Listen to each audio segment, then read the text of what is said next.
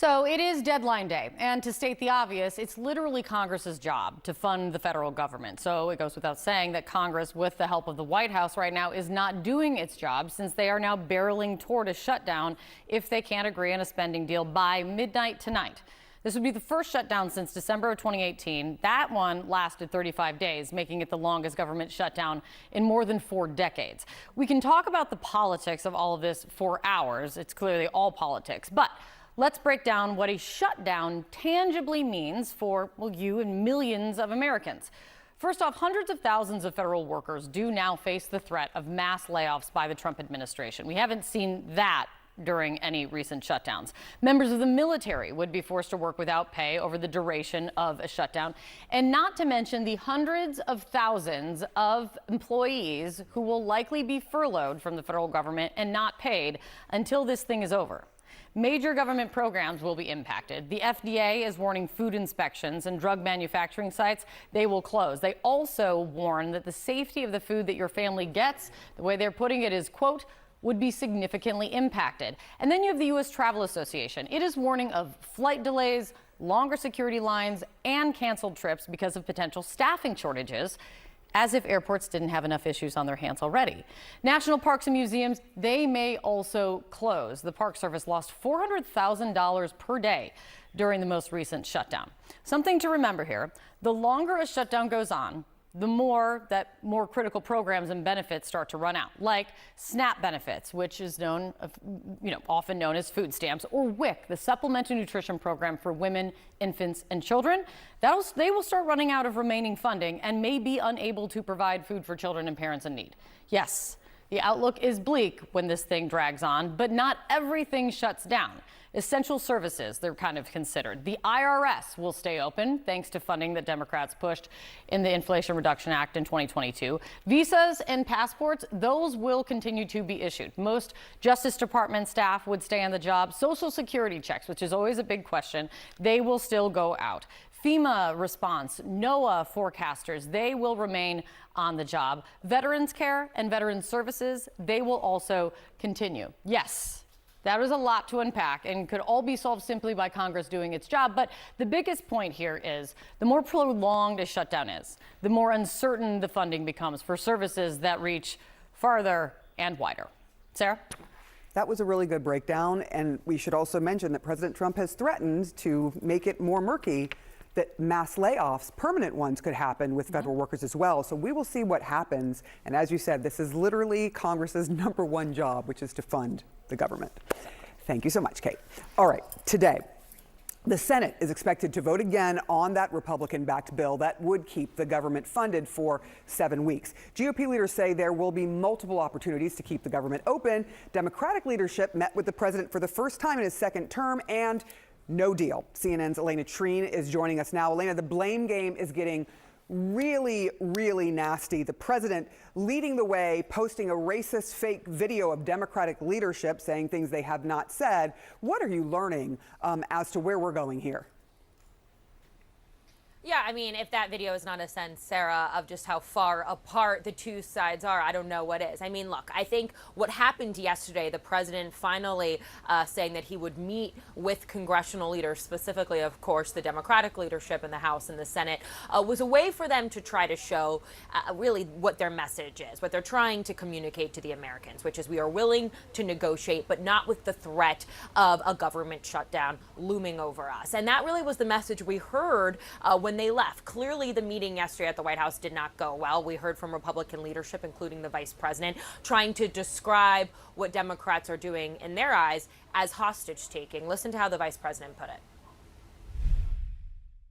You don't put a gun to the American people's head and say, unless you do exactly what Senate and House Democrats want you to do, we're going to shut down your government. So I think we're headed to a shutdown because the Democrats won't do the right thing. I hope they change their mind, but we're going to see.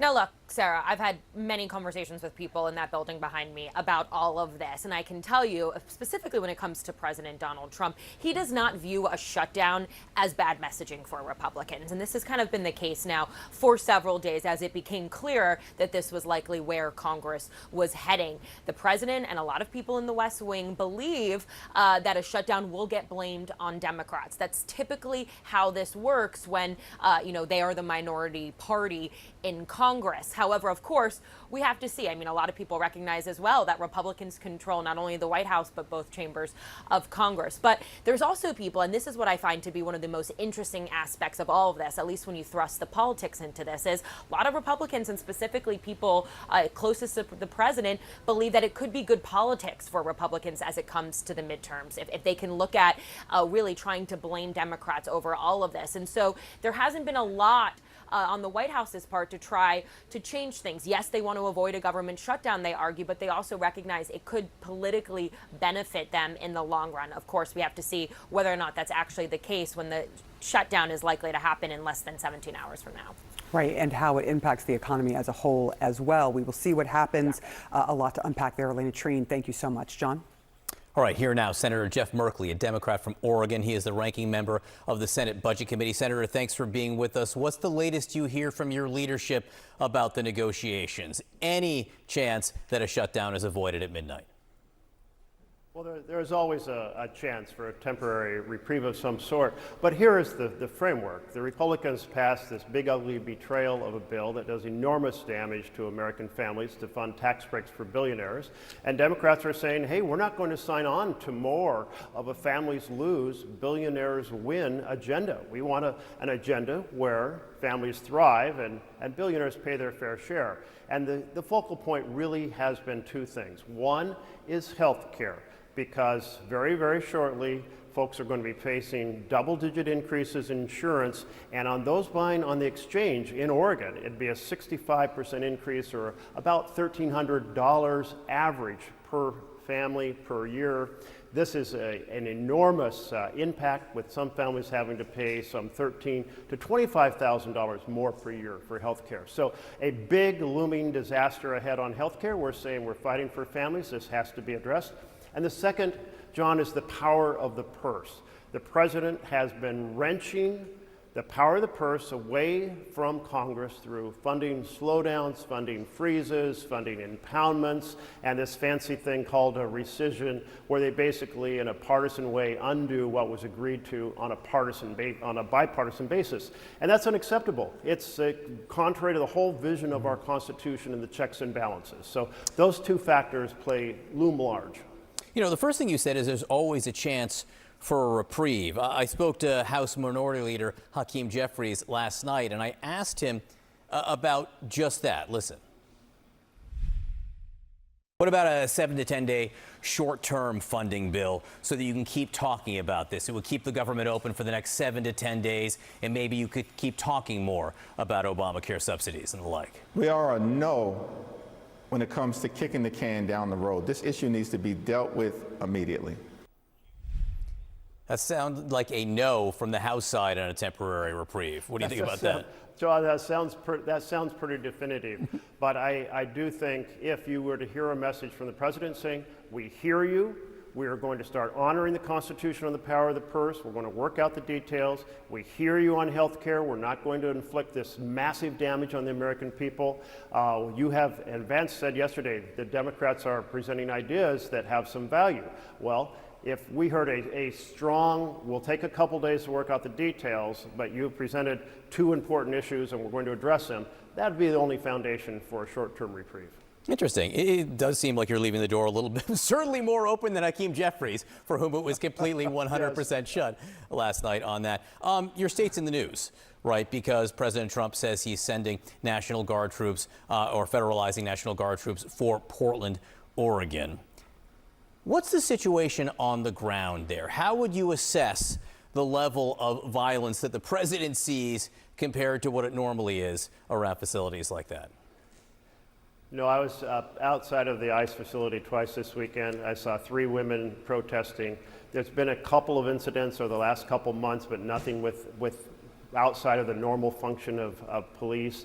Portland has, among the 68 largest cities in the country, the largest drop in murder rate in the country. It has a 20% drop. In fact, it's been cut in half. 20% drop in violent assaults. And Portland is pretty calm and peaceful and recovering, and business has been coming back downtown.